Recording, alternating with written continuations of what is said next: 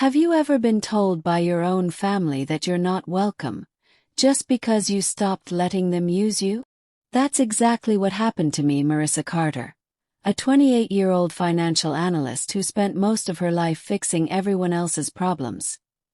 Until one Christmas, I decided I was done being the family doormat. I was the responsible one. Planner. The saver. The one who made things work when everyone else fell apart. Growing up, my parents always said, "Marissa, you're the smart one. You'll take care of us one day." Thought it was love. It wasn't. It was expectation. My older brother, Kyle, was their golden child. Lazy, charming, and irresponsible. But oh, they adored him. Every time he messed up, Mom would sigh and say, "He just needs a little help, Marissa. Be a good sister." And I always helped. When Kyle maxed out his credit cards, I consolidated his debt. When Mom forgot to pay the mortgage, I wired the money. When Dad's car got repossessed, I bailed him out.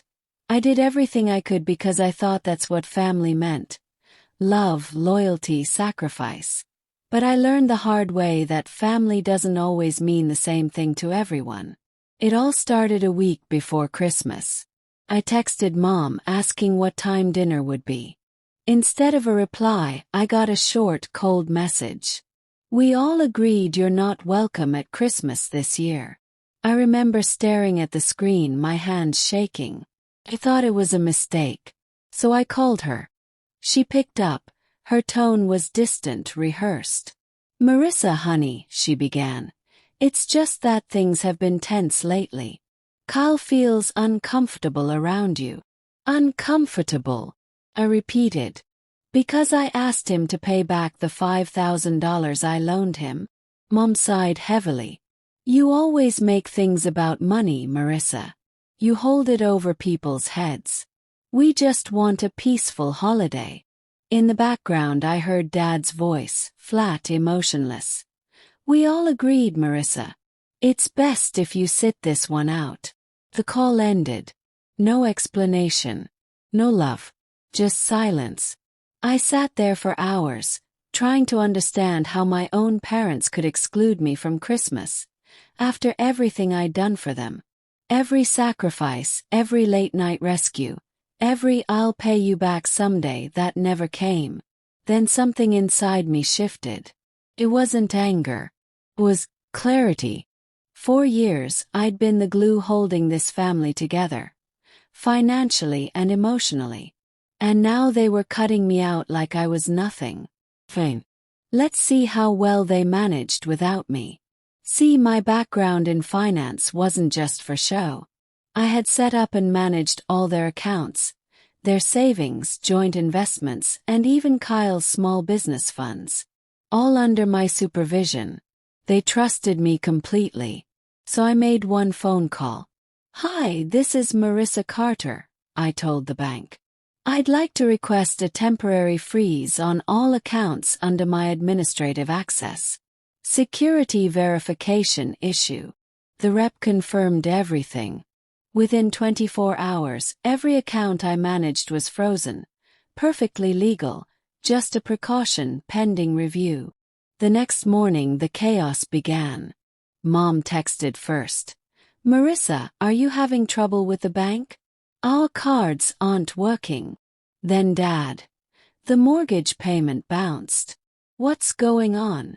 Then finally Kyle. "Marissa, fix this crap. Can't pay my rent. This isn't funny." I didn't respond. Not a word. 2 days passed. Then Christmas Eve rolled around. My phone rang again. Mom panicked. "Marissa, please," she pleaded. "We can't access anything. The bank says the accounts are under review. Did you do something?" I took a slow breath. "Oh, I'm sorry," I said calmly. "I thought we all agreed I wasn't part of the family anymore." Silence. Then a soft gasp. "Marissa, that was just... we didn't mean it like that." "No," I said, voice steady. "You meant every word. And now you get to live like I was never part of the family. financially too. I ended the call. For the first time in years, I didn't feel guilty. Felt free. While they scrambled to fix their accounts, I packed a bag and booked a solo trip to Italy. I spent Christmas morning drinking espresso by the window of a quiet cafe in Rome, watching snow fall on cobblestone streets. No fake smiles. No guilt. No manipulation. Meanwhile, back home, they were learning just how much they depended on me. Kyle's business account froze.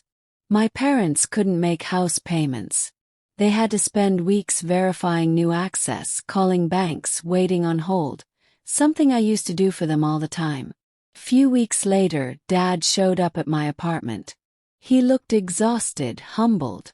"Marissa," he said quietly, "we made a mistake. We shouldn't have said those things. Your mother's been a wreck." Kyle, well, he's realizing some things too. I stared at him for a long moment. The old me, the people pleaser, wanted to forgive immediately. But the new me, she'd learned her worth. "I'm glad you came," I said gently. "But this doesn't get fixed with an apology.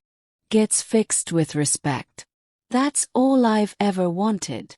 He nodded slowly. "We understand." Over time things did change. My parents apologized sincerely. Kyle started paying me back little by little. And every Christmas since then, they've made sure there's a seat for me at the table. Not out of obligation but out of respect. And you know what? I still froze the accounts every December. Just as a reminder. Not for revenge but for balance.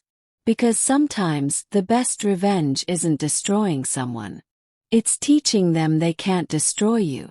If this story hit home for you, hit that like button, subscribe, and tell me in the comments.